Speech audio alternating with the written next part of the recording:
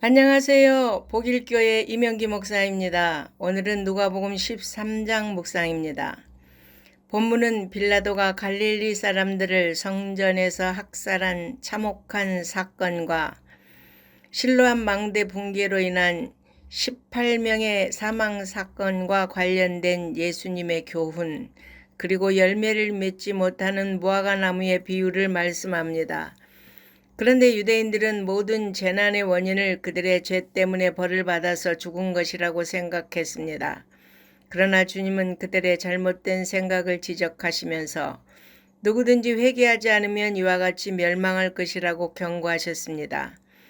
무화과 나무의 비유는 사람들이 회개하지 않을 때 당장 망하게 하시는 것이 아니라 회개할 수 있는 충분한 기회를 주신다는 것을 말씀합니다. 즉 하나님께서 예수님의 중보에 의해 심판을 유보하시면서 당신의 백성들이 회개하고 돌아오기를 기다리신다는 것입니다.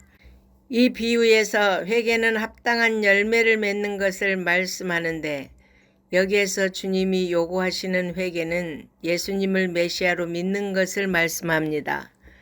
복음을 들은 모든 사람은 더 이상 늦기 전에 속히 예수님을 믿고 회개해야 합니다.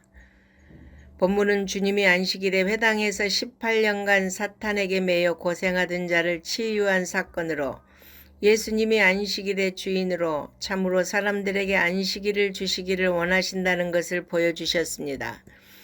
그런데 회당장은 예수님의 안식일 계명을 어겼다고 분노했습니다.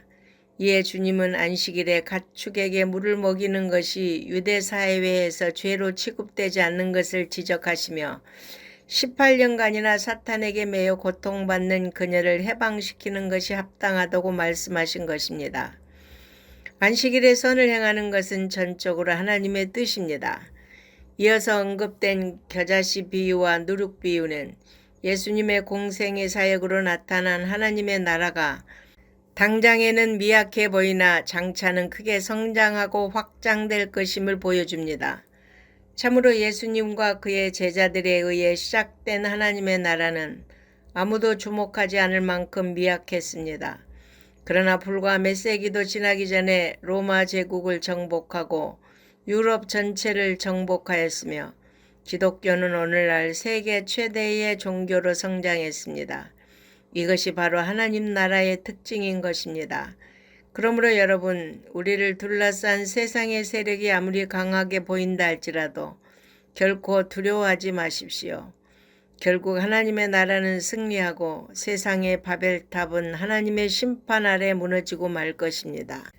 예수님은 지금 예루살렘으로 올라가시는 길에 여러 마을을 지나시는 중인데 어떤 사람이 구원받을 사람이 적습니까? 라는 질문에 좁은 문으로 들어가기를 힘써야 구원을 받을 수 있다고 말씀하셨습니다. 여기서 힘쓰다라는 단어는 고대의 운동선수들이 경기에서 승리하기 위해 죽도록 힘을 다해 싸우는 것을 의미합니다. 그래서 천국은 침노하는 자의 것이라고 했습니다. 그렇습니다. 천국은 그것을 얻기 위해 모든 노력을 다하는 사람에게 주어집니다. 교회만 출석하면 천국에 들어갈 수 있는 것으로 생각하는 사람들이 있습니다. 그것은 대단한 착각입니다. 좁은 문으로 들어가는 것은 복음과 믿음을 위해 어떤 어려움이 있어도 하나님을 신뢰하며 자기 십자가를 지고 끝까지 전심을 다해 싸우는 자들만이 들어갈 수 있는 곳입니다. 우리는 천국 문 앞에 서는 날까지 겸손히 좁은 길을 가야 합니다. 그런데 주님이 말씀하시는 도중 어떤 바리새인이 예수님께 나와 헤롯이 예수님을 죽이려 한다고 여기를 떠나라고 알려줬는데 이는 예수님의 안전을 생각하여 보호하려는 의도가 아니라 좁은 문만을 말씀하시는 그의 사역을 중지하고 떠나가게 하기 위함이었습니다. 사람들은 예수님이 말씀하시는 좁은 문을 좋아하지 않습니다.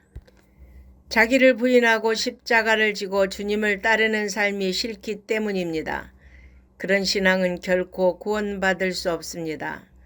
예수님은 그런 의중을 하시고 파송받은 선지자들을 죽인 예루살렘이 예수님도 죽일 것을 염두에 두고 성전이 버림받아 황폐해질 것을 말씀하셨습니다.